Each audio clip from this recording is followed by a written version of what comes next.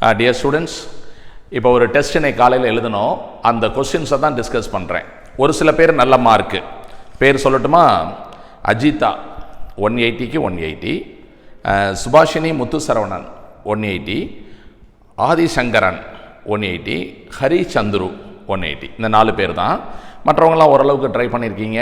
I feel இது வந்து கொஞ்சம் கஷ்டமான டெஸ்ட்டு, வெரி ஃபஸ்ட்டு டெஸ்ட்டு உங்களுக்கு இந்த எலக்ட்ரிக் சார்ஜில். அதனால் இன்னும் கொஞ்சம் ரிப்பீட்டடாக டெஸ்ட் எழுதும்போது நல்ல மார்க் நம்ம வாங்கிடலாம். இந்த டெஸ்ட்டோட portion Coulomb's law and properties of charge இல்லையா? ஒரு கேள்வியாக பார்க்கலாம். மொத்தம் 20 கேள்விகள் ஃபாஸ்ட்டாக நம்ம பார்த்துடலாம். Okay, see this. இப்போ இது வந்து ஒரு மிக்சட் கான்செப்ட். இதில் வந்து பார்த்துருப்பீங்க, லாஸ் ஆஃப் மோஷனையும் எலக்ட்ரிக் சார்ஜையும் கம்பைன் பண்ணி இருக்கு, ரைட்டா? சரி, கவனி.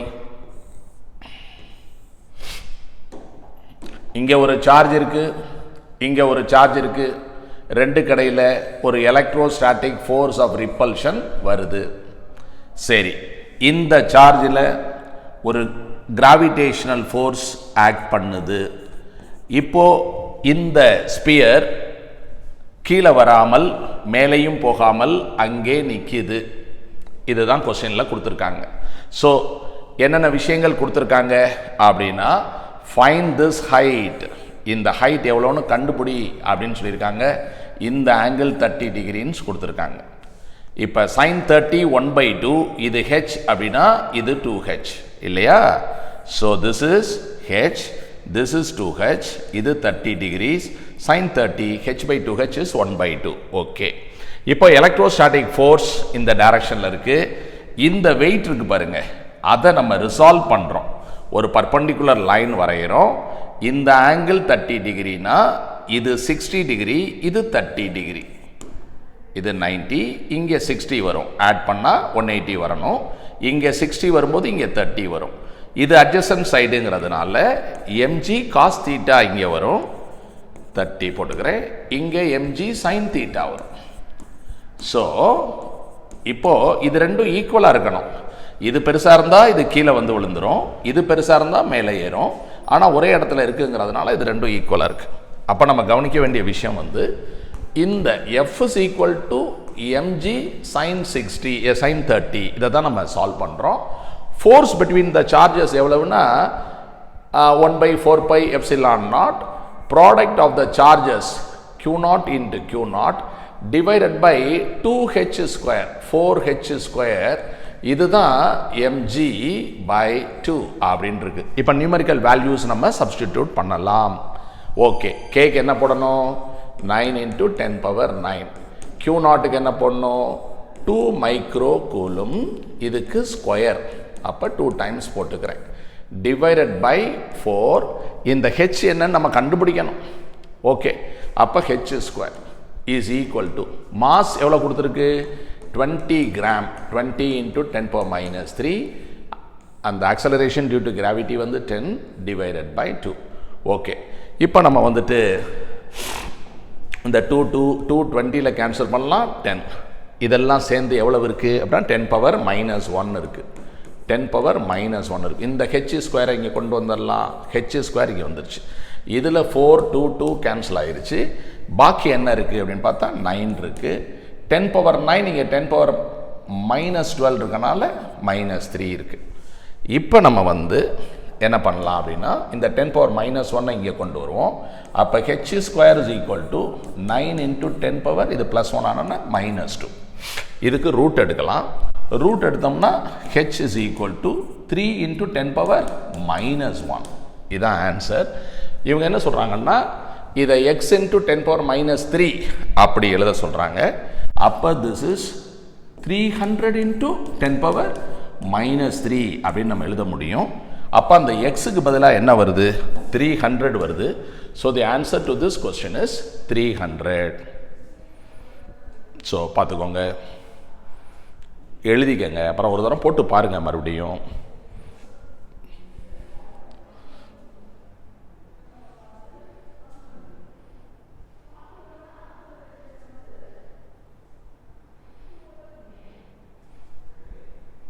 ஸோ எல்லாருக்கும் புரியுதா? ஸோ இது ஒரு mixed concept. Laws of motion, electric charge ரெண்டையும் கம்பைன் பண்ணி இருக்கு. கண்டிப்பாக மறுபடியும் ஒரு தடவை நைட் ஸ்டடியில் நீங்கள் போட்டு பார்க்கணும்.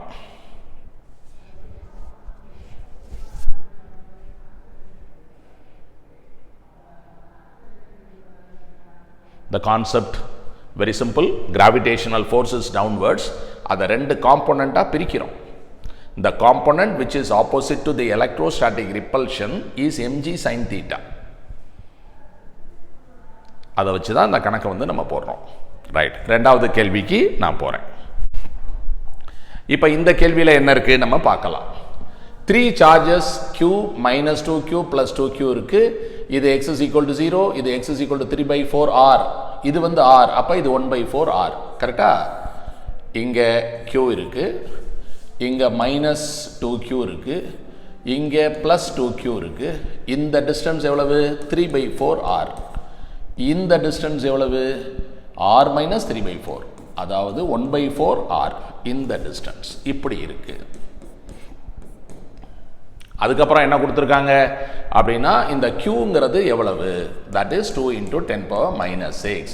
ஆறுங்கிறது எவ்வளவு? 2 சென்டிமீட்டர். அந்த மாதிரி கொடுத்துருக்காங்க. அடுத்த கேள்வி என்ன கேட்டிருக்காங்க அப்படின்னா, find the force on this. இதில் என்ன ஃபோர்ஸ் வரும்? அதான் கேள்வி.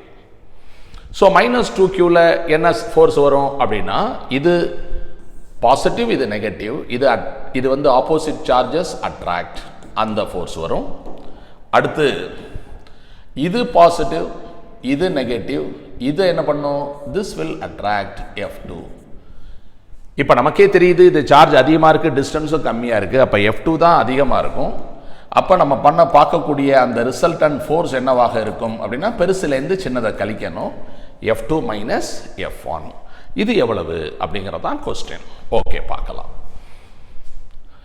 F2 அப்படிங்கிறது எவ்வளோ அப்படின்னா, F2ங்கிறது எவ்வளவு அப்படின்னா, k × 2q × 2q divided by r/4க்கு ஸ்கொயர். அப்போ r²/16. சரி, மைனஸ் F1 அது எவ்வளவு அப்படின்னா, k × 2q × q divided by distance square வந்து 9r², இது 16. கரெக்டா? இதில் எது எது காமனாக இருக்குது வெளியில் எடுத்துடலாம்.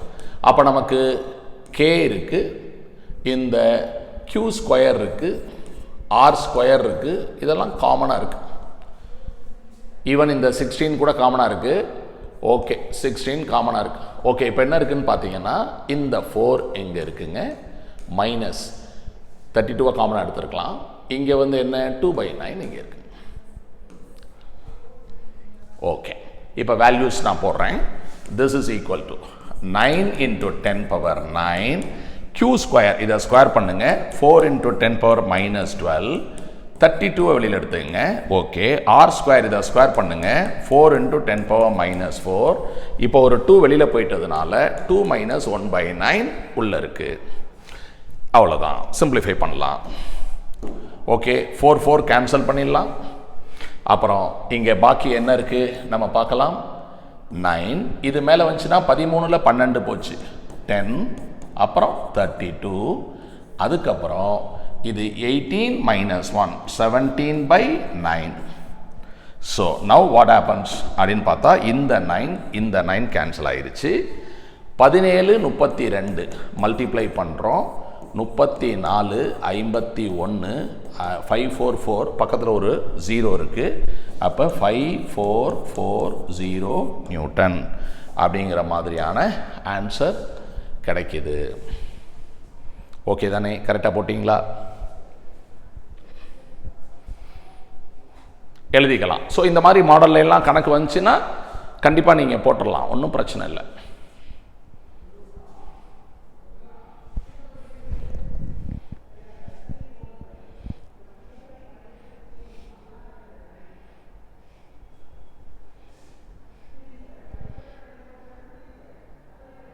ஸோ நான் சொல்லி தரும்போது நல்லா கவனிச்சிங்க.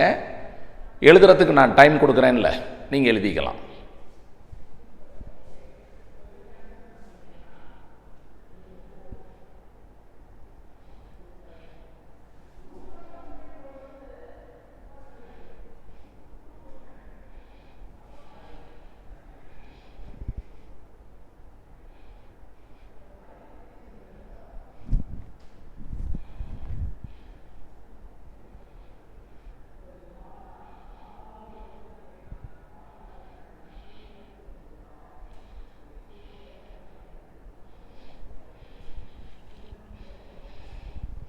எழுதியாச்சா? Okay, I go to the next one. What is this பார்க்கலாம். இது கொஸ்டின் 3. எப்போதுமே நீங்கள் கவனிக்க வேண்டிய விஷயம் வந்து எல்லா கொஸ்டினும் கஷ்டமாவோ இல்லை எல்லா கொஸ்டினும் ஈஸியாவோ எந்த கொஸ்டின் பேப்பர்லையும் இருக்காது. சிலது ஈஸியாக இருக்கும், சிலது கஷ்டமாக இருக்கும், சிலது கொஞ்சம் மீடியம் லெவலில் இருக்கும். ஒரு மிக்சட் பேக்காக தான் கொஸ்டின் பேப்பர் இருக்கும். நீட் கொஸ்டின் பேப்பர் ஒரு மிக்சட் பேக்காக தான் இருக்கும். 1-2 கஷ்டமாக இருக்கும். ஓகே, கவனி. Charges on 2 identical metal balls is Q and 3Q. இங்கே இருக்கிற சார்ஜ் Q, இங்கே 3Q. அப்போ அதில் என்ன ஃபோர்ஸ் வரும் அப்படின்னா, the force is directly proportional to the product of the charges. Okay, அடுத்து இது ரெண்டையும் டச் பண்ணுறோம். டச் பண்ணிட்டு பிரித்து வச்சிடறோம். அப்போ டச் பண்ணி பிரித்து வச்சோம்னா இது 2Q, இது 2Q. உங்களுக்கே தெரியும் Q1 Q2 அப்படின்னு 2 சார்ஜஸ் இருக்கு. இதை டச் பண்ணும்போது this will also become Q, this will be Q. அந்த Qங்கிறது என்ன? Average of this additive nature of charge. நம்ம படிச்சிருக்கோம் அது. அப்போ யூ நோ திஸ். அப்போ இதுவும் 2Q, இதுவும் 2Q. அப்போ ஃபோர்ஸ் எவ்வளோ வருது? Proportional to 4Q². இப்போ கேள்வி என்னன்னா, what is the ratio of the initial minus divided by final? Initial by final. அப்போ 3Q², 4Q², which is 3:4. அப்போ கரெக்டான ஆன்சர் 3:4.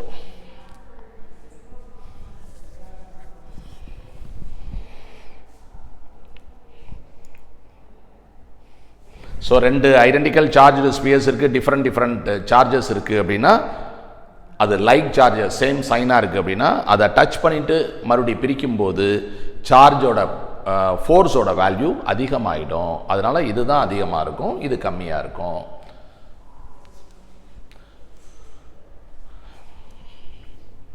ஸோ எல்லாம் எழுதியாச்சா?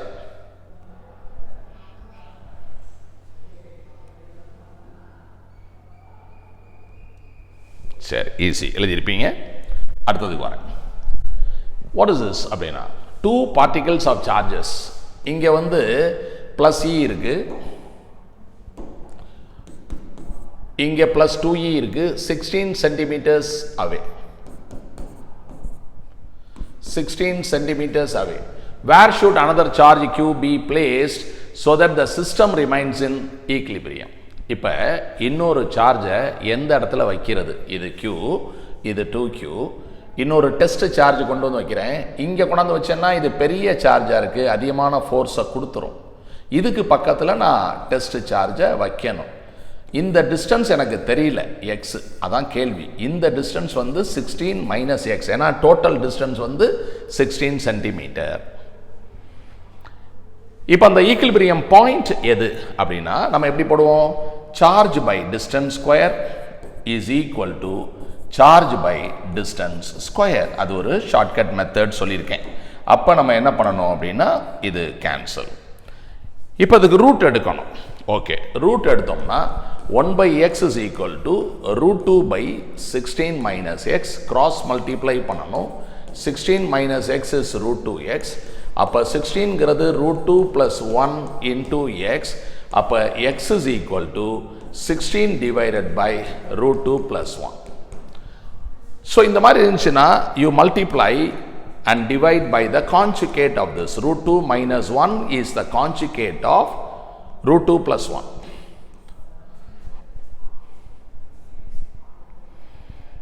சரி, இப்போ இது ரெண்டே பெருக்குனா a + b into a - b, that is equal to a² - b², 2 - 1, அது 1. அப்போ 16 into 1.414, 1.4 - 1 கீழே 1. அப்போ இது வந்து 16 into 1.4 - 0.4, அதாவது அப்ராக்சிமேட்டாக போட்டிருக்கேன். என்ன ஆன்சர் வருது? 6.4. இந்த டிஸ்டன்ஸ் வந்து சம்திங் நியர் 6.4 கிட்ட வரணும். ஆன்சர்ஸை செக் பண்ணி பார்க்குறேன். செக் பண்ணி பார்த்து +E லேருந்து 6.6, that's a correct answer.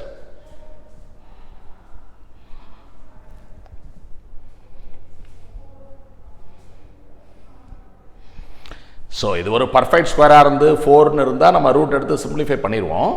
அந்த இடத்துல 2 வந்தாலுமே ஸ்கொயர் ரூட் எடுத்து தான் நம்ம சிம்பிளிஃபை பண்ணணும். a minus b ஹோல் ஸ்கொயர்லாம் போடக்கூடாது, அது காம்ப்ளிகேட் ஆயிரும். எழுதிக்கங்க.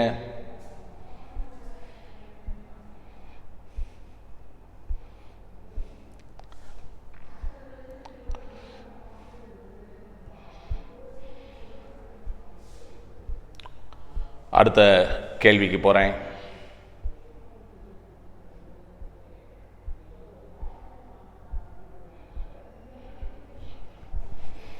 சரி, what is this நம்ம பார்க்கலாம். the force of interaction between two charges, அதாவது சில கேள்விகள்லாம் just conceptual, no calculations required, ரொம்ப சிம்பிள். அந்த மாதிரி சில கேள்விகள் கேட்டிருக்கேன் பாரு. இங்க வந்து 6 மைக்ரோ கூலும் இருக்கு, இங்க 2 மைக்ரோ கூலும் இருக்கு. ரெண்டுக்கும் நடுவில் இருக்கக்கூடிய ஃபோர்ஸ் வந்து 12 newton. -2 micro coulomb is added. இதுல போயிட்டு -2 micro coulomb added, -2 micro coulomb ஆடட்னா this becomes 0, this becomes 4 micro coulomb. இது ரெண்டுக்கும் நடுவில் என்ன ஃபோர்ஸ் வரும் அப்படின்னா this charge is 0, அதனால the force is 0. the answer is here.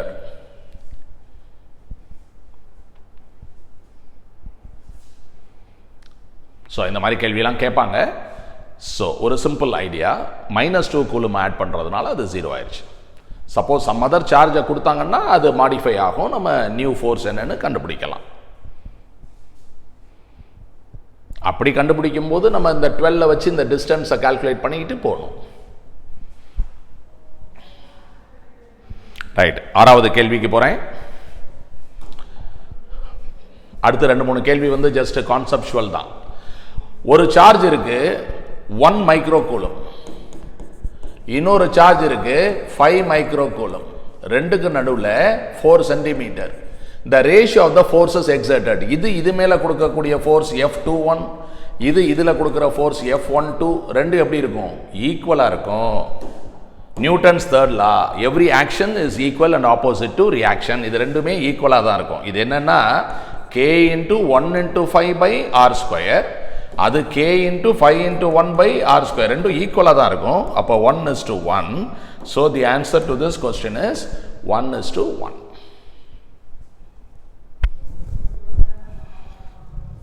கண்டிப்பா நீங்க இந்த மாதிரி கேள்வியெல்லாம் கரெக்டா போட்டிருக்கணுமே எல்லாருமே. அடுத்ததுக்கு போறேன். ஸோ இதில் நம்ம பார்த்தோம்னா இந்த கான்செப்ட் நமக்கு தெரியும். இங்கே ஒரு சார்ஜ் Q இருக்கு, இங்கே ஒரு சார்ஜ் Q இருக்கு. நடுவில் என்ன சார்ஜை நம்ம வச்சால் இந்த சிஸ்டம் ஈக்லிபிரியம். நடுவில் -Q/4, we know this, இதெல்லாம் கிளாஸில் டிரைவ் பண்ணியிருக்கோம். ஸோ கரெக்டான ஆன்சர் வந்து -Q/4. இதுவே ஒரு ஈக்குவலாட்ரல் ட்ரையாங்கிள் மாதிரி கொடுத்து இங்கே Q இருக்கு, இங்கே Q இருக்கு, இங்கே Q இருக்கு, சென்ட்ராய்டில் என்ன சார்ஜ் இருக்கணும் அப்படின்னு கேட்டால் -Q/√3 இல்லையா? So we know these concepts. Now I am going to next question, question 8. நல்லா புரிஞ்சு படிச்சீங்களா? அது a charge Q1 exerts some force on Q2. இங்கே இருக்கு Q1, இது Q2, இது ஃபோர்ஸ் கொடுக்குது. என்ன கொடுக்கும்? k into Q1 Q2 by r square, அந்த ஃபோர்ஸை கொடுக்குது. now third charge Q3 is brought nearer to Q1. இங்கே கொண்டாந்து இன்னொரு சார்ஜை வைக்கிறேன் Q3. அப்படி வைக்கிறதுனால இந்த ஃபோர்ஸ் என்ன ஆகும் அப்படின்னா, what will happen to the force of Q1 exerted on Q2? இந்த ஃபோர்ஸ் என்ன ஆகும்? nothing will happen. இது குறுக்க இருந்தாலுமே இது ரெண்டுக்கும் நடுவில் இருக்கக்கூடிய ஃபோர்ஸ் வந்து directly proportional to the product of the charges and inversely proportional to the square of the distance. குறுக்க இருக்கக்கூடிய ஒரு சார்ஜ்னால இதில் எந்த மாற்றமும் வரப்போகிறது இல்லை. அதனால we are not talking about the net force, we are talking about the force F21. இதை பற்றி தான் பேசிகிட்டு இருக்கோம். so it will be the same, will remain unchanged, okay. shall I go to question 9? Okay, இது எப்படி இருக்கு அப்படின்னா, ஒரு ரைட் ஆங்கிள் ட்ரையாங்கிள். இந்த ட்ரையாங்கிளில் இது 3 சென்டிமீட்டர், இது 4 சென்டிமீட்டர். ரைட். இங்கே இருக்கக்கூடிய சார்ஜ் 15 மைக்ரோ கூலும், இங்கே 12 மைக்ரோ கூலும், இங்கே -20 micro coulomb. What is the force on this charge? இதில் இது அட்ராக்ட் பண்ணுது, F1 ஆப்போசிட் சார்ஜ் அட்ராக்ட்ஸ். இப்போ இது என்ன பண்ணுது அப்படின்னா இந்த 15 வந்து இந்த 12 ரிப்பல் பண்ணுது, that is F2.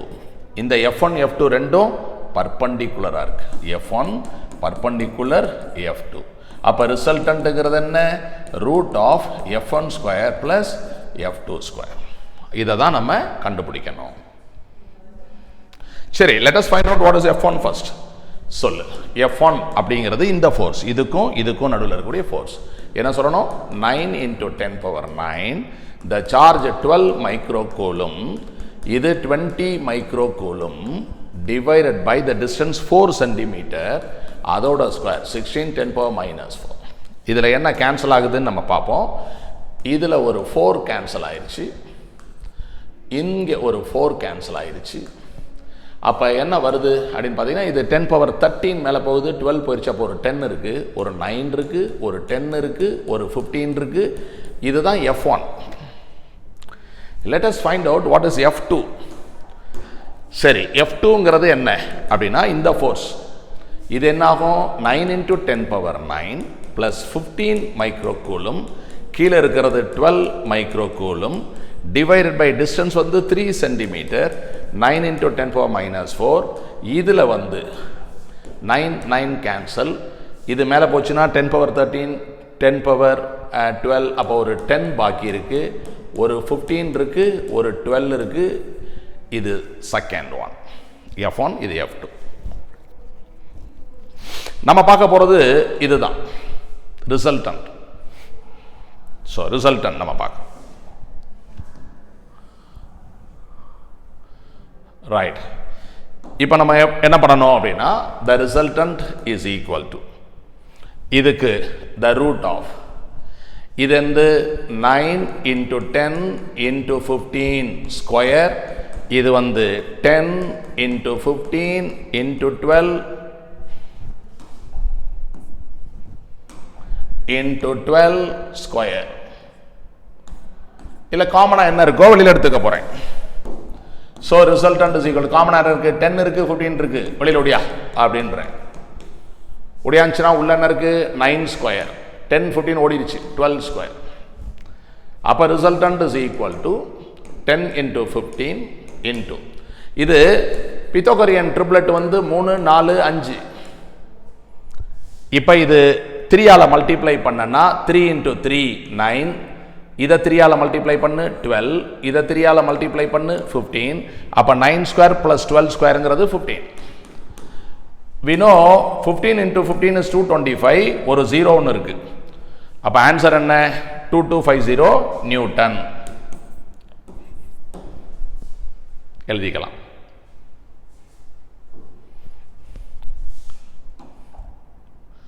Right, first இதை எழுதிக்கங்க. எஸ், அப்புறம் நான் அந்த பக்கம் ஸ்லைட் பண்ணுறேன். இது எழுதி டயக்ராம் போடுங்க.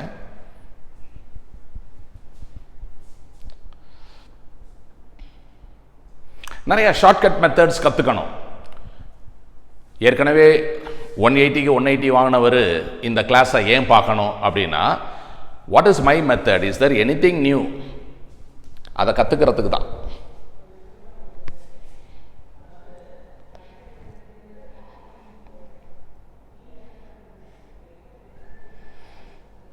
ஓகே, இப்போ நான் F1 கண்டுபிடிச்சோன்னா அப்படியே வச்சுக்கிட்டேன், பெருக்கலை. ரைட், இப்போ போடுங்க.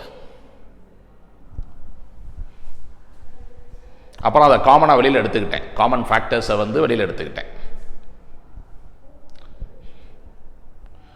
9 square 81, 12 square 144, 144 + 81 225, root of 225 is 15. அதை நான் வேற மாதிரி போட்டிருக்கேன்.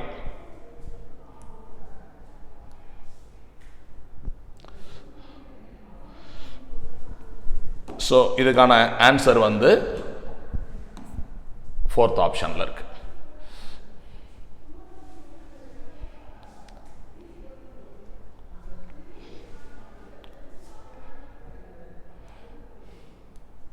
ஓகே, எல்லாரும் எழுதியிருப்பீங்கன்னு நினைக்கிறேன். see the next one. Okay, இப்போ வந்து நம்ம 10வது கேள்வி வந்திருக்கோம். இப்போ என்ன சொல்றோம்னா, இந்த இடத்துல +8q இருக்கு, இந்த இடத்துல -2q இருக்கு. எந்த இடத்துல proton to be placed? Okay, நல்லா கவனி. இங்கே 8q இருக்கு, இங்கே -2q இருக்கு. எந்த இடத்துல புரோட்டானை வைக்கணும்னா இங்கே வைக்க முடியாது, பிகாஸ் அதில் ஃபோர்ஸ் வரக்கூடாது. It should be in equilibrium. Sir நான் புரோட்டான் இந்த இடத்துல வைக்கிறேன், இந்த +e வைக்கிறேன் அப்படின்னு சொன்னால் என்ன பிரச்சனை வருதுன்னா, இந்த பாசிட்டிவ் அதை ரிப்பல் பண்ணுது, இந்த நெகட்டிவ் அட்ராக்ட் பண்ணுது, ரெண்டு ஃபோர்ஸும் சேம் டைரக்ஷனில் இருக்குது. இது 0 வர்றதுக்கு வாய்ப்பே இல்லை. அப்போ ஏபிங்கிற லைனில் அதை வைக்க, அந்த லைன் செக்மெண்ட்டில் இதை வைக்க முடியாது. ஓகே, வைக்க முடியாது. அப்போ என்ன பண்ணுறதுங்க, வெளியில் போகணும். இந்த பக்கம் போகக்கூடாது, எது சின்னதோ அந்த பக்கம் போகணும். அதை கிளாஸில் சொல்லியிருக்கேன். இந்த பக்கம் போகும்போது என்ன சார் பிரச்சனை அப்படின்னு சொன்னால், சரி, இந்த பக்கம் போகும்போது இங்கே +e வச்சோம்னா இது கொடுக்கக்கூடிய ரிப்பல்ஷன் ரொம்ப ரொம்ப ஜாஸ்தியாக இருக்கும். இது வந்து ரொம்ப தூரத்தில் இருக்குது, சின்ன சார்ஜ், கண்டிப்பாக அதுக்கு ஈக்குவல் காம்பன்சேட்டரி ஃபோர்ஸை கொடுக்க வாய்ப்பு இல்லை. ரைட், அதனால இந்த பக்கம் போகிறதுல பிரயோஜனம் இல்லை. அப்போ நம்ம என்ன பண்ணணும், இங்கே போய் தான் அந்த புரோட்டானை வைக்கணும். அப்படி வைக்கும்போது என்ன ஆகும் அப்படின்னா, இந்த 8q இதை ரிப்பல் பண்ணும், இந்த -2q அட்ராக்ட் பண்ணும். ரெண்டும் ஈக்குவலாக இருக்கிறதுக்கு வாய்ப்பு இருக்கு. ஏன்னா சின்ன சார்ஜ் பக்கத்தில் இருக்கு, பெரிய சார்ஜ் தூரத்தில் இருக்கு, அதனால வாய்ப்பு இருக்கு. அப்போ இந்த x என்னன்னு நம்ம பார்க்கணும் அப்படின்னா, F1 = F2. ரைட், அப்படி போடும்போது என்ன வரும், சார்ஜ் பை டிஸ்டன்ஸ் ஸ்கொயர். இது வந்து என்ன, L. So what is the shortcut, charge divided by distance square is equal to charge divided by distance square. நம்ம என்ன பண்ணணும், என்ன சொல்லியிருக்கேன், மாடுலஸ் ஆஃப் இந்த மாதிரி ஃபார்முலா யூஸ் பண்ணலாம். இல்லை ஃபுல்லாக நான் போடுறேன் சார் அப்படின்னாலும் அதான் வரும். போட்டால் என்ன வரும், k × 8q × e divided by L + x square F1. F2ங்கிறது என்ன, k × 2q × e product of the charges by distance square. அப்படி எழுதுவோம். எழுதிட்டு என்ன பண்ணுவோம், k-யை கேன்சல் பண்ணுவோம், e-யை கேன்சல் பண்ணுவோம். அப்போ என்ன ஆகும், இதுதான் கிடைக்கும். சரிதானே? ஓகே,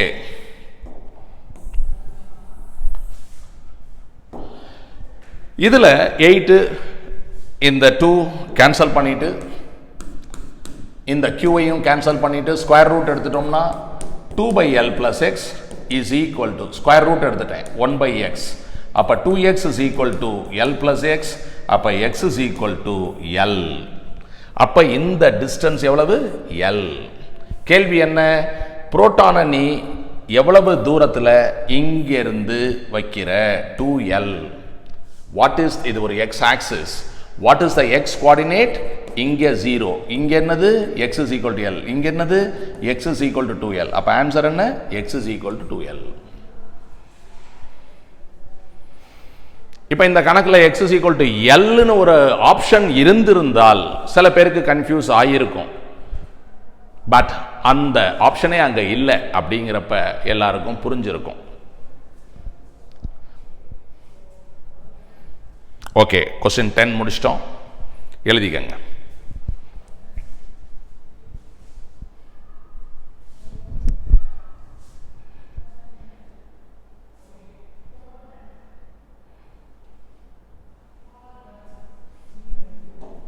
அடுத்தது, 2 balls with equal charges are in a vessel with ice -10. அதாவது இது வந்து ஐஸ். ஓகே, ஐஸ், இதுக்குள்ள அந்த சார்ஜஸ் இருக்கு. இது வந்து வாட்டர், இதுக்குள்ள அந்த சார்ஜஸ் இருக்கு. ஓகே, கவனி. 2 balls with equal charges are in a vessel. இங்கே ஒரு சார்ஜ், இங்கே ஒரு சார்ஜ், Q1 Q2. இது ரெண்டுக்கு நடுவில் இருக்கக்கூடிய distance R1. -10 degree centigrade, distance 25 centimeter from each other. R1 is 25 centimeter. இப்போ ஐஸ் மெல்ட் ஆயிருச்சு, வாட்டர் ஆயிருச்சு. இப்போ இந்த சார்ஜஸை நம்ம வந்து கொஞ்சம் பக்கத்தில் வச்சால் R2, R2ங்கிறது 5 சென்டிமீட்டர் அந்த மாதிரி வச்சால் the force இங்க வரக்கூடிய force F1 இங்க வரக்கூடிய force F2 ஈக்குவலா இருக்கு. the force between the charges F1 இங்க வந்து F2 அது எப்படி இருக்கு ஈக்குவலா இருக்கு.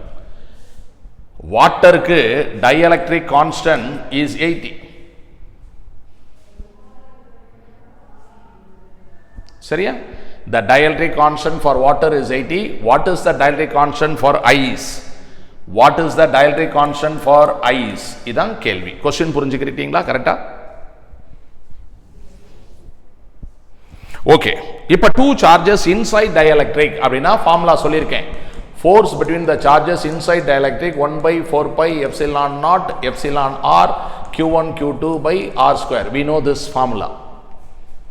அப்ப இங்க என்ன சார் போடுவீங்க அப்படினா f1 equal to f2. what I will write 1 by 4 pi epsilon naught k1 the dielectric constant q1 q2 by r1 square. f2 na enna 1 by 4 pi epsilon naught k2 q1 q2 by r2 square. now compare this. compare பண்ணும்போது நல்லா புரியுது. k1 r1 square is equal to k2 r2 square. k1 கண்டுபிடிக்க போறேன். r1 square 5 into 5 k2 80 r2 square 25 I don't bother about the units because இது ratio தானே. இந்த பக்கமும் centimetre square cancel. இந்த 25 இங்கே கேன்சல் ஆயிடுச்சு. R2 is 5. I'm sorry. R2 is 5. R1 வந்து 25. ரைட். ஒரு 25 இங்கே கேன்சல் ஆயிடுச்சு. இந்த 25 அங்கே போயிடுச்சு. அப்போ K1ங்கிறது 80 by 25 மேலே 4ஆல் பெருக்கிக்க 320 கீழே 4ஆல் பெருக்கிக்க 100. அப்போ என்ன answer 3.2. Unitless dimensionless quantity 3.2 is the answer.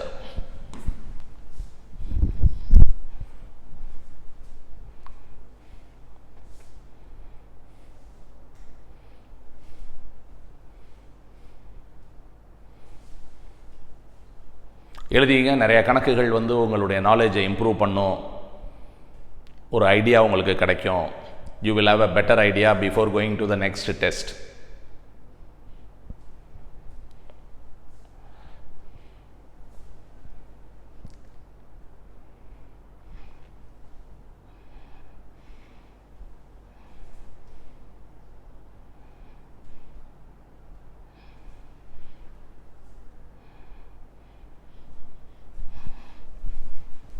அடுத்த கேள்விக்கு போறேன்.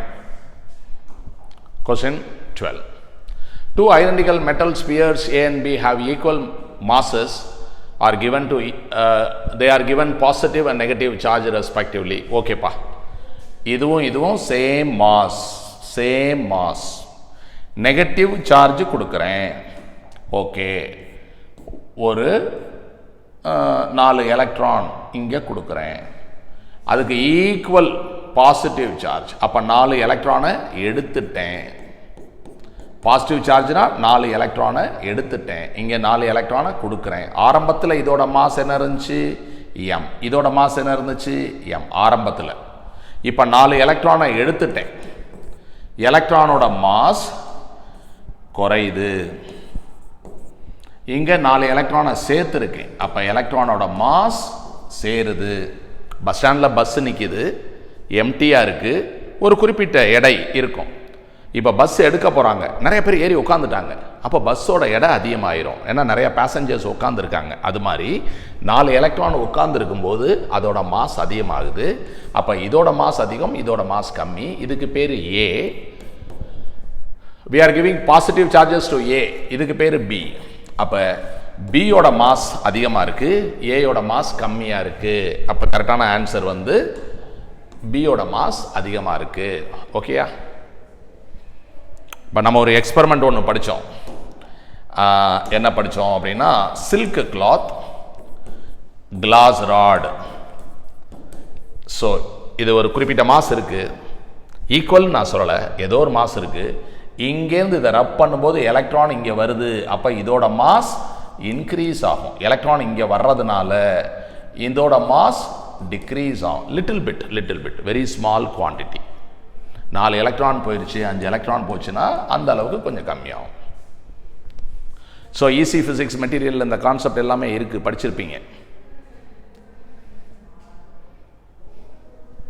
12 கேள்வி முடிச்சிருக்கோம். 13. When a metal slab is introduced between two charges, the force between them is. Okay, இப்போ இது என்னன்னா, ஒரு சார்ஜ் இங்கே இருக்குப்பா, இன்னொரு சார்ஜ் இங்கே இருக்கு, ரெண்டு நடுவில் ஒரு குறிப்பிட்ட ஃபோர்ஸ் இருக்கு. ஓகே, இப்போ ஒரு மெட்டல் ஸ்லாப் இஸ் இன்ட்ரடியூஸ்ட். என்ன formula? You know the formula. இது வந்து டிஸ்டன்ஸ் ஆர், இதோட திக்னஸ் வந்து டி. அப்போ என்ன ஃபார்முலா எழுதணும்? You know the formula இல்லையா? F is equal to 1 by 4 pi epsilon naught Q1 Q2 by the effective distance is R minus T plus T root epsilon R whole square. சொல்லி கொடுத்துருக்கேன், மாடலில் கணக்கெல்லாம் போட்டிருக்கோம். இதில் மெட்டல் அப்படின்னா epsilon R வந்து infinity. அப்போ இங்கே இன்ஃபினிட்டி போடும்போது வினோ இல்லையா, மைக்கா அப்படின்னா எப்சிலான் ஆர் 6, வாட்டர் அப்படின்னா 80, அது மாதிரி மெட்டல்னா இன்ஃபினிட்டி. அப்போ இங்கே இன்ஃபினிட்டி வரும்போது இந்த டினாமினேட்டர் இன்ஃபினிட்டி ஆயிருது, அதாவது கே Q1 Q2 கீழே இன்ஃபினிட்டி. அப்போ ஃபோர்ஸ் எவ்வளவு? 0. So the force becomes 0.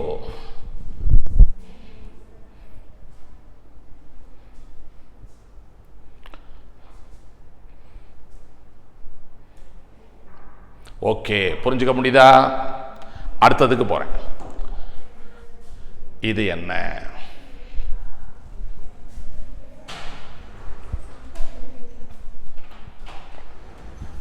So இது என்ன அப்படின்னா, a charge 1 microcoulomb is divided into 2 parts such that their charges are in the ratio 2:3.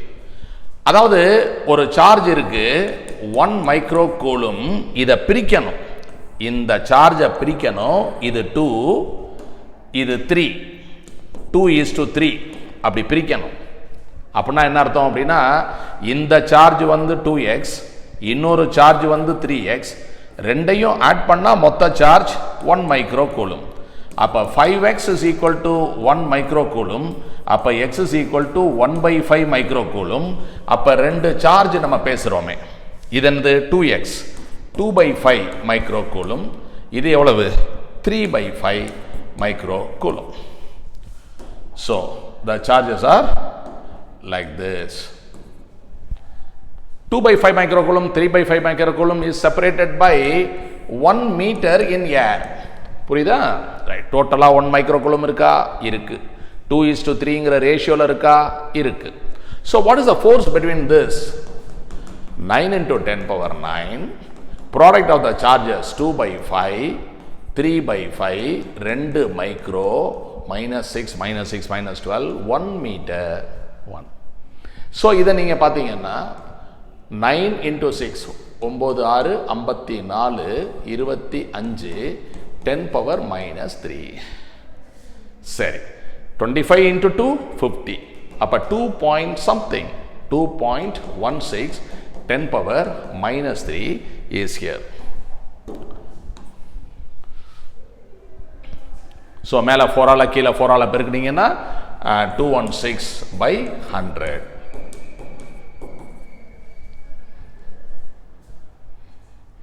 எழுதிக்கங்க. Question 14 முடிச்சிருக்கோம்.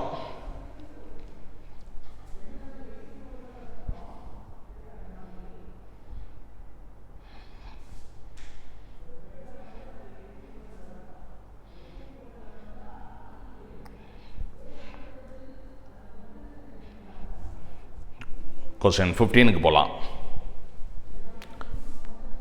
ஸோ எல்லாத்தையும் கையில் கொஸ்டின் பேப்பர் இருக்கு. Question 15. இதில் என்ன இருக்குன்னா, the ratio of the electrostatic force to the gravitational force. இதுக்கு என்ன அப்படின்னு கேட்டிருக்காங்க. எதுக்கும் ஒரு புரோட்டான் எலக்ட்ரான், இது புரோட்டான், இது எலக்ட்ரான், இது ரெண்டு கடையில் இருக்கக்கூடிய electrostatic force k into e square by r square. இந்த டிஸ்டன்ஸ் வந்து r. இது ரெண்டுக்கு நடுவில் இருக்கக்கூடிய கிராவிடேஷனல் ஃபோர்ஸ், இது மாஸ் ஆஃப் புரோட்டான், இது மாஸ் ஆஃப் எலக்ட்ரான், ரெண்டுக்கு நடுவில் இருக்கக்கூடிய gravitational force is g into mass of proton mass of electron by r square. So இது ரிசல்ட் 1 ன்னு வச்சுக்கலாம், இது 2 ன்னு வச்சுக்கலாம். What is 1/2? அதாவது force electrostatic force by gravitational force. இதை டிவைட் பண்ணலாம். r square cancel. Electrostatic force ke square, gravitational force gmpme.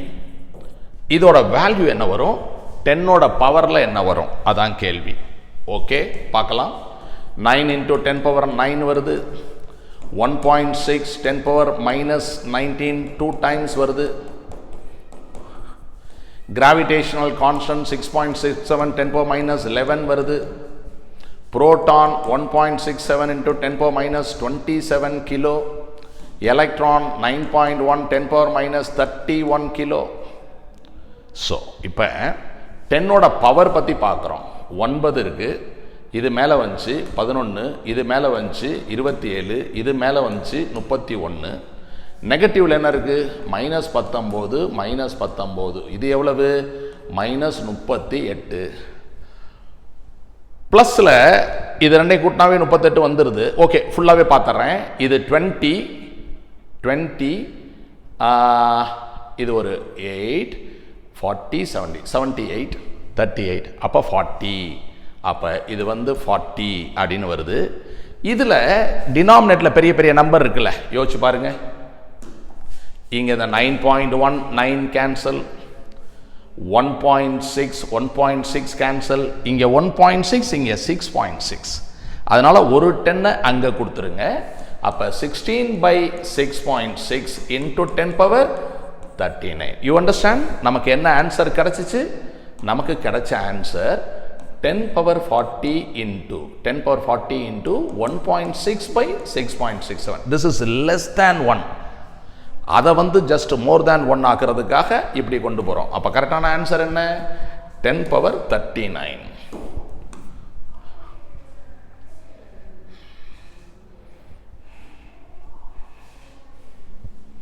எழுதிக்கலாம்.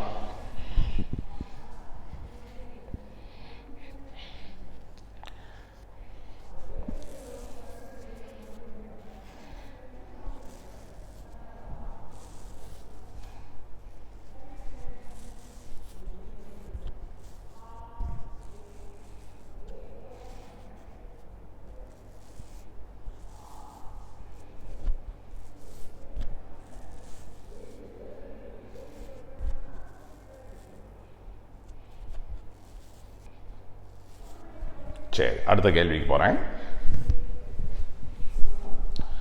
ஸோ இது என்னன்னு பார்க்கலாம். ஓகே, இது வந்து இந்த 2 pith ball ஹேங்கிங் இந்த கணக்கு. இதில் ஒரு ஃபார்முலா டெரிவேஷன் நம்ம பார்த்தோமே. இந்த force k into q1 q2 by x square. இது வந்து mg, இது டென்ஷன் t, இது angle theta. Then you break it into 2 components, t cos theta, t sin theta. ஞாபகம் இருக்கா? ஸோ இந்த டெரிவேஷன் எல்லாம் போட்டுட்டு நம்ம ஒரு ஃபார்முலா எழுதணும். Okay, so x is very very small. அப்படின்னா என்ன அர்த்தம்? theta is very small. theta is very small நான் என்ன சொல்லியிருக்கேன்? sin theta approximately equal to tan theta. அப்போ இந்த ஃபார்முலா என்ன வரும்? x cube is equal to 2lk q square by mg. Okay, எல்லாருக்கும் ஃபார்முலா ஞாபகம் இருக்கா? ஓகே, இப்போ x cube is equal to 2lk q square by mg. இதில் என்ன கேட்டிருக்காங்க? x என்னன்னு கண்டுபிடிக்க சொல்லியிருக்காங்க, மற்றது கொடுத்துருக்காங்க. Okay, x cube is equal to 2 into l எவ்வளவு? 300 சென்டிமீட்டர், அப்படின்னா 3 மீட்டர். k அப்படின்னா 9 into 10 power 9. சார்ஜ் q அப்படிங்கிறது 10 power minus 10 கூலும். அப்போ 10 power minus 20 ஸ்கொயர் பண்ணும்போது டிவைடட் பை mg. மாஸ் எவ்வளவு? 20 கிராம். 20 கிராம்னா இவ்வளவுதான், 10 power minus 8 கிலோகிராம். அப்புறம் g 10. ஓகே, இப்போ என்ன வருது அப்படின்னு நம்ம பார்க்குறோம். இந்த 20 இங்கே கட் பண்ணிடலாம், ஒரு 10. இது 10 10 100 10 power minus 3 10 power 2 இருக்கு, 10 power minus 1 மேலே வருது. அந்த -1 மேலே வந்தால் +1 ஆயிடுச்சு. அப்போ 27 இருக்கு. இந்த இது வரும்போது 10 power 10 ஆயிடுச்சு. இங்கே -20 ஆயிடுச்சு. அப்போ என்ன ஆன்சர் வருதுன்னா இந்த மாதிரி வருது. x power 3க்கு இப்படி வருது. கேள்வி என்னன்னா எக்ஸுக்கு என்ன வருது, அதுதான் கேள்வி. அப்போ நம்ம இதை எப்படி எழுதிக்க போகிறோம்? 27 பர்ஃபெக்ட் கியூப் ரூட் எடுக்கலாம். இதை 10 power -9 எழுதிட்டு இன்னொரு 10 power -1 இருக்கு, இப்படி எழுதிக்கிறேன். இப்போ கியூப் ரூட் எடுங்க. கியூப் ரூட் எடுத்தால் 3. கியூப் ரூட் எடுங்க 10 power -3. இதுக்கு கியூப் ரூட் எடுக்க முடியாது. அப்போ 10 power 1/3ன்னு எழுதிருங்க. இதான் ஆன்சர். இந்த ஆன்சர் மீட்டரில் வருது. மில்லி மீட்டரில் எழுதும்போது 3/10 power 1/3 millimeter அப்படின்னு நம்ம எழுதலாம். So the answer for this question is 3 divided by 10 power 1/3 millimeter. Okay. Previous yearல ஒரு 2 கணக்கு நம்ம போட்டோம், question 3 and 4. அந்த மாடல்ல இது நியூமரிக்கல்.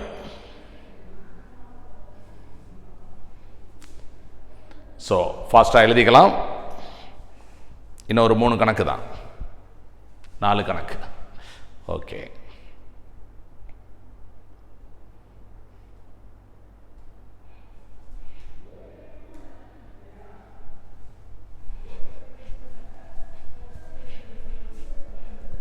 போலாமா? ரைட். இது மேக்ஸிமம் மினிமா கான்செப்ட். அதாவது என்ன சொல்றாங்கன்னா, இங்க ஒரு சார்ஜ் Q இருக்கு, இங்க ஒரு சார்ஜ் Q இருக்கு. இப்போ இந்த பர்பெண்டிகுலர் பைசெக்டர்ல எந்த இடத்துல டெஸ்ட் சார்ஜை வைக்கணும்? ஓகேயா? ஸோ டெஸ்ட் சார்ஜை இந்த இடத்துல கொண்டாந்து வச்சோம்னா ஃபோர்ஸ் இருக்காது. பிகாஸ் இது கொடுக்குற ஃபோர்ஸும் இது கொடுக்குற ஃபோர்ஸும் ஈக்குவல் ஆயிடும். பர்பெண்டிகுலர் பைசெக்டான ரொம்ப தூரத்தில் கொண்டாந்து இங்கே வச்சோம்னா, இன்ஃபினிட்டி தூரத்தில் வச்சோம்னா, டிஸ்டன்ஸ் இன்ஃபினிட்டி அப்படின்னா டினாமினேட்டில் இன்ஃபினிட்டி வந்துடும், ஃபோர்ஸ் இருக்காது. அப்போ என்னங்க பண்ணுறது அப்படின்னா, இங்கேயும் ஃபோர்ஸ் இருக்காது, இங்கேயும் ஃபோர்ஸ் இருக்காது, நடுவில் எங்கேயோ ஒரு இடத்துல வைக்கணும். ஸோ ரொம்ப தூரத்துக்கு போயிடக்கூடாது. மேபி ஹியர் அப்படி நம்ம வைக்கிறோம், அந்த இடத்துல மேக்ஸிமம் ஃபோர்ஸ் வருது அப்படின்னு வச்சுக்கலாம். இப்போ இந்த ஃபோர்ஸ் எப்படி இருக்குன்னு பார்த்தோம்னா, ஃபோர்ஸோட டயக்ராம் போட்டேன்னு வச்சுங்க. ஃபோர்ஸ் எப்படி இருக்குது? ஆரம்பத்தில் இந்த இடத்துல 0வாக இருக்குது, அப்புறம் இன்க்ரீஸ் ஆகிட்டே போயிட்டு இன்ஃபினிட்டிக்கு போகும்போது 0 ஆயிடுது. அப்போ ஏதோ ஒரு இடத்துல இந்த ஃபோர்ஸ் மேக்ஸிமம் வருது இல்லையா, அந்த இடத்துக்கு பேர் தான் மேக்ஸிமா. இந்த மேக்ஸிமா மினிமா கான்செப்ட் என்னன்னா, எந்த இடத்துல மேக்ஸிமம் வருதோ அந்த இடத்துல ஹரிசாண்டல் டான்ஜென்ட் வரையலாம். ஒரு கர்வ் இருக்குங்க. இப்போ y is equal to f of x. இந்த கர்வ் இப்படி இருக்கு அப்படின்னு வச்சுக்க. இப்போ எங்கெங்க மேடு இருக்கோ ஹரிசாண்டல் டான்ஜென்ட், எங்கெங்க பள்ளம் இருக்கோ மினிமா ஹரிசாண்டல் டான்ஜென்ட், அது மாதிரி வரையலாம் சொல்லியிருக்கேன். Okay, horizontal tangents can be drawn here. அப்போ அந்த மாதிரி பார்க்கும் பொழுது நம்ம தெரிஞ்சுக்க வேண்டிய விஷயம், மேக்ஸிமா மினிமானா டான்ஜென்ட் ஹரிசாண்டல் அப்படின்னா ஆங்கிள் ஆஃப் இன்க்ளினேஷன் 0 degrees. அப்போ ஸ்லோப் அப்படிங்கிறது m is equal to tan theta equal to dy by dx. Slope of the tangent நம்ம படிச்சிருக்கோம். இப்போ tan 0ங்கிறது 0, அதனால first order derivative is 0 at maxima or minima.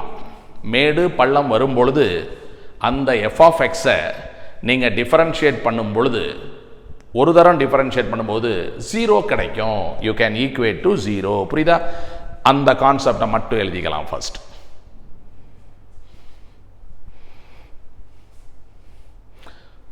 At the point of maxima, you can draw horizontal tangent. So இந்த இடத்துல எல்லாம் tangent வரைஞ்சா inclined இருக்கும்.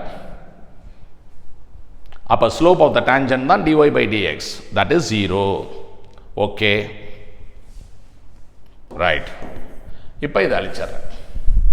மேக்ஸிமா மினிமா அப்படின்னா என்னன்னு நம்ம பார்த்தோம். இப்போ நம்ம பார்க்கலாம். இந்த இடத்துல கொண்டு வந்து வைக்கிறோம், படத்தை பெருசாக போட்டுக்கலாம் கொஞ்சம். Okay, so you have two charges here. This is the perpendicular bisector.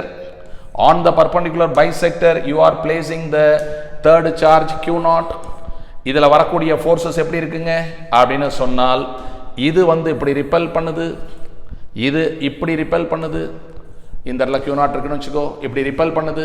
அப்போ இந்த ஃபோர்ஸ் ரெண்டு எப்படி இருக்கு? ஈக்குவலாக இருக்கு. இந்த ஃபோர்ஸ் எவ்வளோ அப்படின்னா கவனி, திஸ் இஸ் என்ன சொல்லியிருக்காங்கன்னா the equal charges are separated by distance d. இது ஒரு d/2, இது ஒரு d/2. இந்த ஹைட்டை நான் y அல்லது xன்னு வச்சுக்கிறேன். ஓகே, இது வந்து rன்னு வச்சுக்கிறேன். இது 90 டிகிரிஸ். இது கொடுக்கக்கூடிய force k into q into q0 by r square. இது கொடுக்குற ஃபோர்ஸும் அதே தான். இது ஒரு isosceles triangle. k into q0 by r square. சரி, இப்போ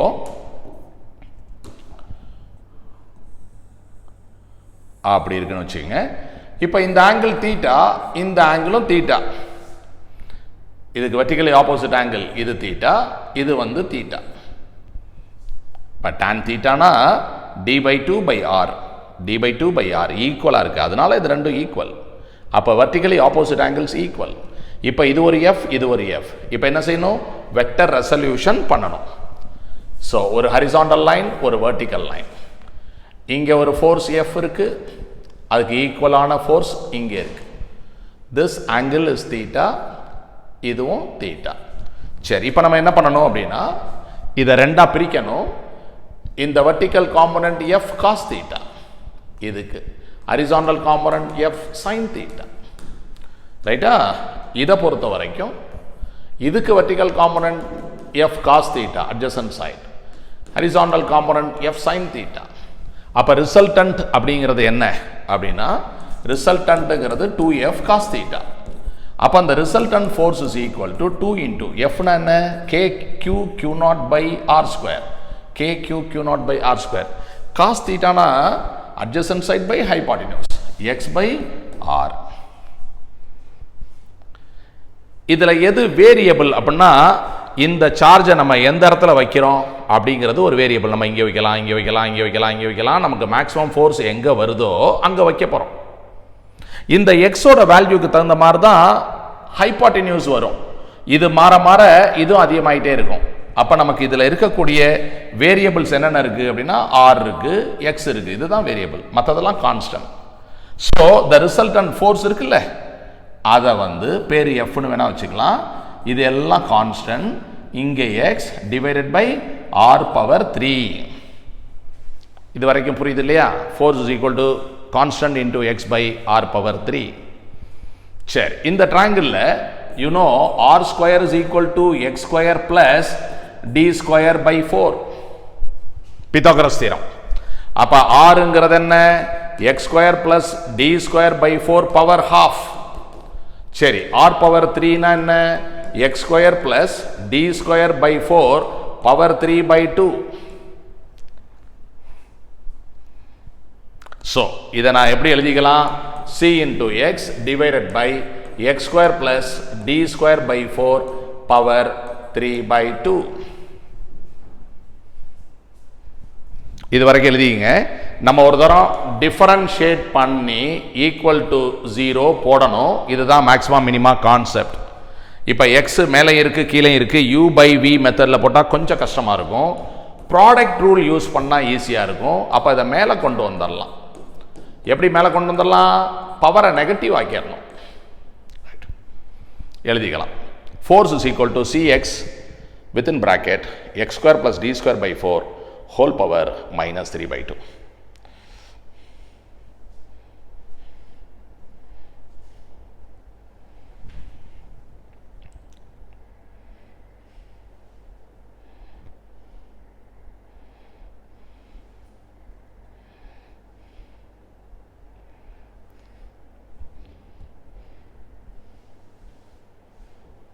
ஸோ இந்த கொஸ்டின்லாம் கொஞ்சம் பெரிய கொஸ்டினாக இருக்குது அப்படிலாம் நினைக்க வேண்டாம். இந்த கான்செப்ட் நம்ம தெரிஞ்சுக்கிறோம்.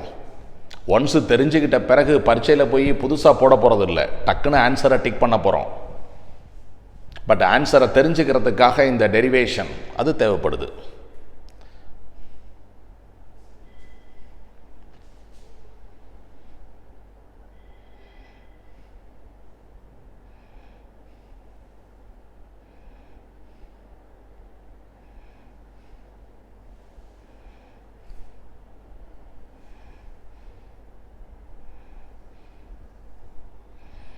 ஓகே, எல்லாரும் எழுதியாச்சா?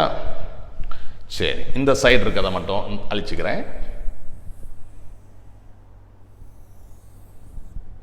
Right,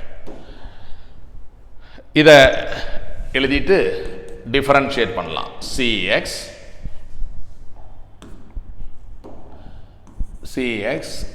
x square plus d square by 4 power minus 3 by 2 differentiate this.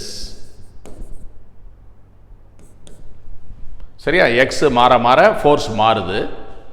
எப்போ மேக்ஸிமம் வருது அப்படின்னா டிஃபரன்ஷியேட் பண்ணால் 0 வருதா எந்த இடத்துல வருதோ அங்கே தான் மேக்ஸிமம் வருது. அப்போ c இன்ட்டு நம்ம யூவி மெத்தடில் போகிறோம். First differentiate this one. அப்போ எக்ஸுக்கு டிஃபரன்ஷியேஷன் 1, இது அப்படியே வச்சுக்கணும். அடுத்து என்ன பண்ணணும்? எக்ஸ் அப்படியே வச்சுக்கணும், இதை டிஃபரன்ஷியேட் பண்ணணும்.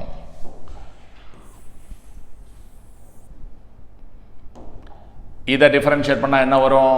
-3/2 x square plus D square by 4 power -5/2. அதாவது எக்ஸ் பவர் n அப்படின்னா n into x power n -1. Okay, பிராக்கெட்டுக்குள்ள x ஸ்கொயர் இருக்கே 2x. So this is the differentiation.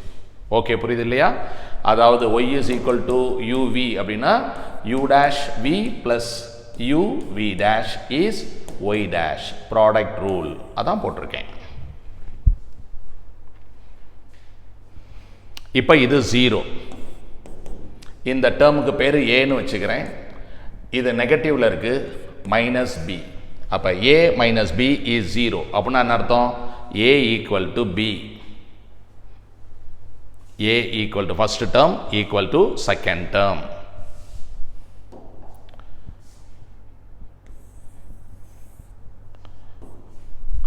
Right, இதெல்லாம் எழுதியிருப்பீங்க. ரைட், இப்போ first term equal to second term அப்படின்னா x square plus D square by 4 power -3/2 equal to, இது என்ன வருது? இந்த 2 கேன்சல் பண்ணிடலாம். 3x ஸ்கொயர் அந்த பக்கம் போகும்போது மைனஸ் போயிடுச்சு.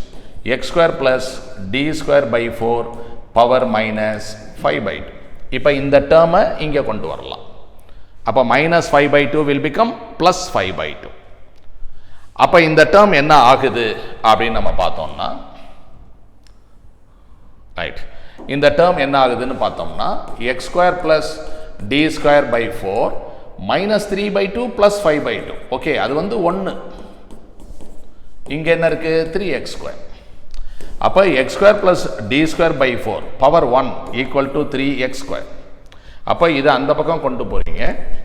அப்போ t square by 4 is equal to 2x square.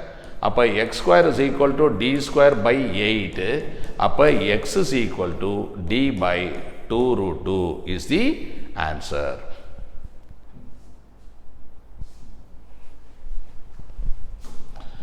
So இந்த டிஃபரன்ஷியேஷன்லேருந்து நீங்கள் எழுதிக்கணும். Right, f is equal to என்னன்னு எழுதுங்க? df by dx என்னன்னு எழுதுங்க? df by dx equated to 0 will give you this answer. அப்போ இந்த சார்ஜ் அப்போ இந்த சார்ஜ் q, இந்த சார்ஜ் q நடுவில் டிஸ்டன்ஸ் d. அப்போ எவ்வளவு தூரத்துக்கு பர்பெண்டிகுலர் பைசெக்டர் நம்ம போகணும்? d by 2√2 இந்த டிஸ்டன்ஸ்க்கு போகணும். இங்கே q0 பிளேஸ் பண்ணணும். so that we get the maximum force.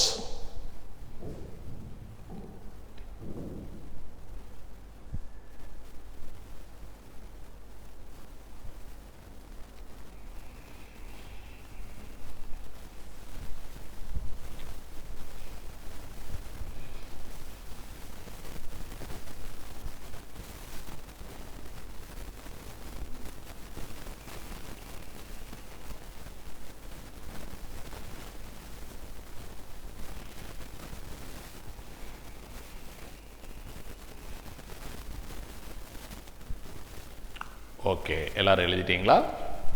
சரி, இப்போ அடுத்த கொஸ்டினுக்கு வரேன்.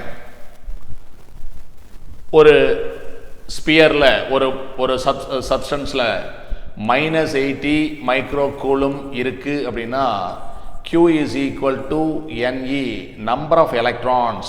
நெகட்டிவ் சார்ஜ் ஏன் வருது? பிகாஸ் இதில் நிறைய எலக்ட்ரான்ஸ் இருக்கு, அதனால தான் வருது. அது எத்தனை இருக்கு? What is n? ஓகே, ஒரு சிம்பிள் கொஸ்டின். ஸோ Q வந்து -80 மைக்ரோ கூலும், n வந்து என்னன்னு கேட்கணும். ஒரு எலக்ட்ரானில் எவ்வளவு சார்ஜ் இருக்கு? -1.6 10⁻⁻19.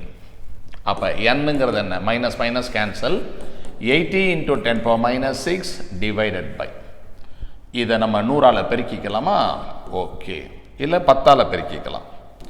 ஸோ 10ஆல் பெருக்கிக்கிட்டோம்னா 16, 10ஆல் வகுக்கணும், -20. இதை கட் பண்ணிங்கன்னா 5, இது மேலே போச்சு அப்படின்னா 10⁻14. ஸோ 5 × 10⁻14.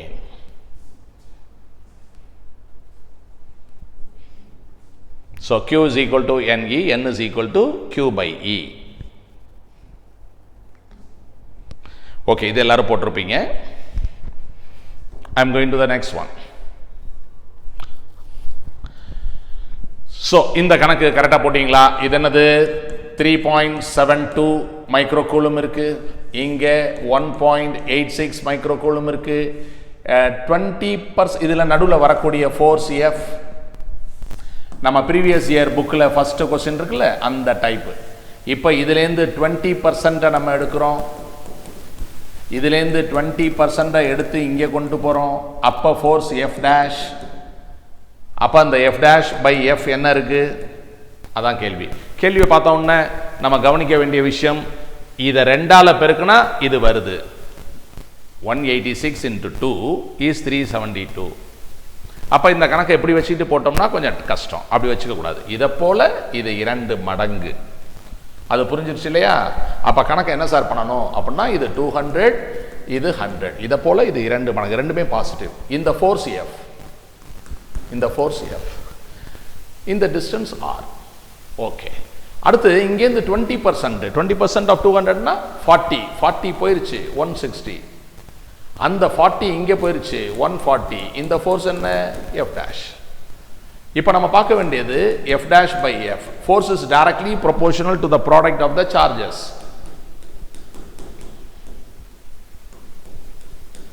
ஸோ இந்த மாதிரி ஷார்ட்கட் மெத்தட் கற்றுக்கணும்.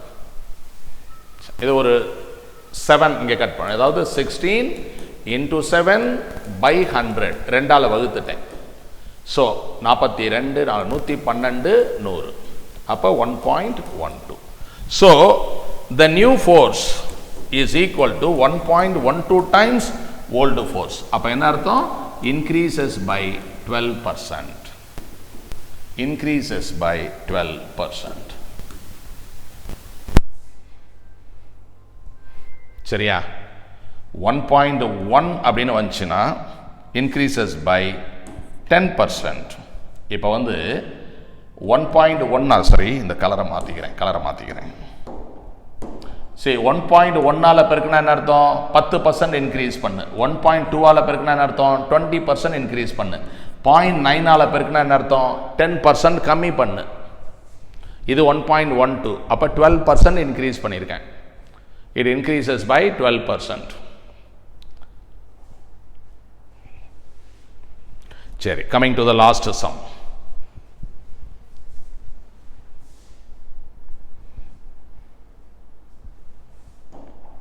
Right. இது என்ன அப்படின்னா, 2 copper balls each weighing 10 grams. Copper atomic weight 63.5 அப்படின்னு கொடுத்துருக்கு. Okay, 10 gram are kept in 10 centimeter apart. இங்கே ஒரு காப்பர் பால் இருக்குது, இங்கே ஒன்று இருக்குது. 2 கிரவுண்டில் இருக்க distance 10 centimeter apart. 1 electron from every 10⁻6 atom is transferred from here to here. Some electrons are transferred from here to here. அது என்னன்னு நம்ம கண்டுபிடிக்கணும். அப்போ இது ரெண்டுக்கும் நடுவில் இருக்கக்கூடிய ஃபோர்ஸ் என்ன அப்படிங்கிறது தான் கேள்வி. சரி, Avogadro concept. 64 gram of copper has 6.023 into 10⁻23 atoms. அப்போ 1 gram, I want 10 gram. Okay, 1 gram of copper அப்படின்னா 6×10⁻23 divided by 64 atoms. Now 10 gram அப்படின்னா 10ஆல் பெருக்கு. 10ஆல் பெருக்குனா 60/64 into 10⁻23 atoms. ஓகே, ஓகே, இப்படி இருக்கு. இது 10 கிராம் காப்பரில் இவ்வளோ இருக்கு. நம்ம என்ன பண்ணுறோம்னா ஒரு 10 லட்சம் காப்பர்லேருந்து ஒரு எலக்ட்ரானை வெளியில் எடுக்கிறோம். 1 electron from every 10 power 6. 1 electron from every 10 power 6. நம்ம ஒரு ஊரில் போய் பரிசு கொடுக்குறோம். எப்படி கொடுக்குறோம் அப்படின்னா 10 லட்சம் பேருக்கு ஒருத்தருக்கு தான் கொடுக்குறோம். அப்போ அந்த n அப்படிங்கிறது என்ன அப்படின்னா 10 லட்சத்தில் 1. So divide this 60/64 10 power 23 divided by 10 power 6. Okay, இப்போ இதை 2ஆல் டிவைட் பண்ணிக்கிறேன். 30/32 10 பவர் இந்த 6 மேலே வருது. இந்த 0 அதோட சேர்த்துறேன். அப்போ என்ன ஆகுது? 24. 24ல் 6 போயிருச்சு, 18. இதுதான் n. ஸோ n கண்டுபிடிச்சாச்சு. q is equal to ne. இங்கேருந்து எலக்ட்ரான் அங்கே போயிருச்சு, இது -q. இங்கே இருக்கிறது +q. n electrons are transferred. ஓகேப்பா, இப்போ q என்னன்னு கண்டுபிடிக்கலாமா? ரைட், q என்னன்னு நம்ம கண்டுபிடிக்கலாம். q is equal to n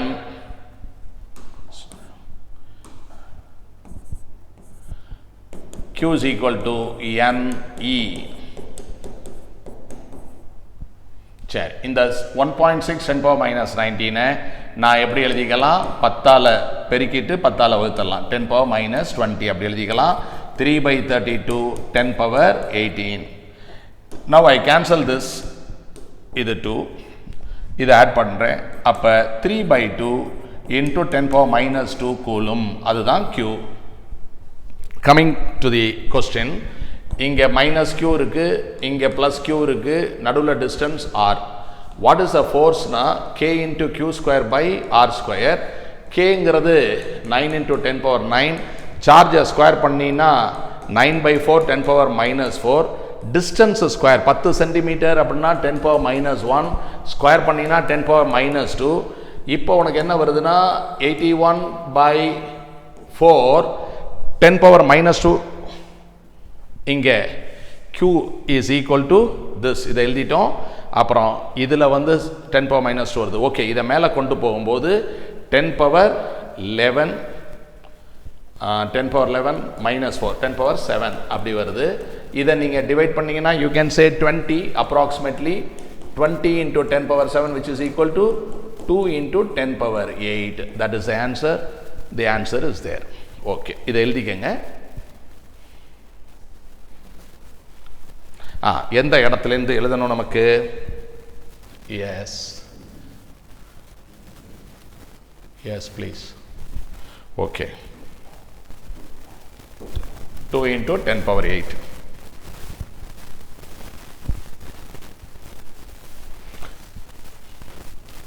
(64 gram of copper is equivalent to so many atoms, and 1 gram of copper has so many atoms, then 10 gram has so many atoms. அதை எழுதிக்கணும். Divide by 10 power 6. எதனால? 1 மில்லியனில் ஒரு electron தான் நம்ம எடுக்கிறோம். அதனால எத்தனை electron எடுக்கிறோம்? 3/32 10 power 18. அதை எடுக்கும்போது எவ்வளவு சார்ஜ் கிடைக்கும்? q is equal to ne. எழுதுங்க.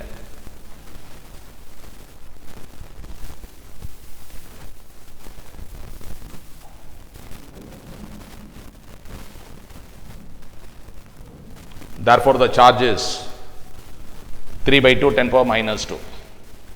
And then we calculate the force.